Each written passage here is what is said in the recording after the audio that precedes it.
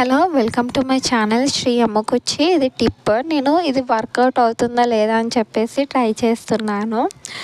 మనం ఇడ్లీ బ్యాటర్లలో లైట్గా ఆయిల్ వేస్తే అది స్టిక్ కాకుండా ఉంటుందంటే మళ్ళీ సాఫ్ట్ కూడా వస్తాయంట. హోటల్ ఇలానే ట్రై చేస్తారు అని అన్నారు.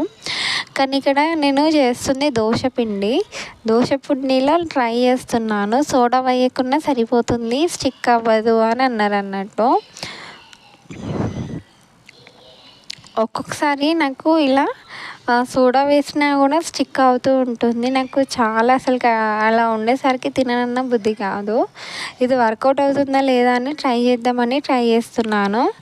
ఫస్ట్ 4 ప్లేట్స్లలో పెట్టాను. తర్వాత చిట్టి ఇడ్లీలు పెట్టాను. తర్వాత ఇట్లా పెద్ద ప్లేట్లో ఉన్న 4 ఇడ్లీలు అయితే పెట్టాను.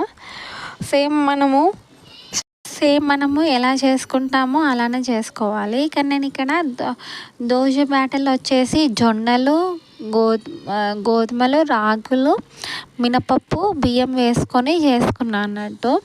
ఈ ఫస్ట్ నాకు డౌట్, ఇడ్లీ ప్లేట్కి స్టిక్ అవుతుందా లేదా అని చెప్పేసి.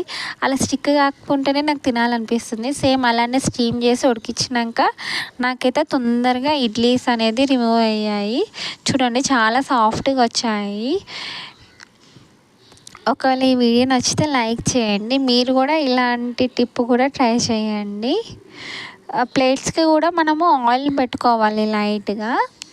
పెట్టుకొని అప్లై చేసుకున్నాక ఇడ్లీ బ్యాటర్ వేసుకొని దాన్ని మనము ఉడకనివ్వాలన్నట్టు. అది టిఫిన్కి సైడ్కి వచ్చేసి మా పాపకి చిట్టి ఇడ్లీలు కావాలన్నది. అలానే కారం ఇట్లా పెట్టాను. ఒకవేళ ఈ వీడియో నచ్చితే లైక్ చేయండి. Please subscribe to my channel.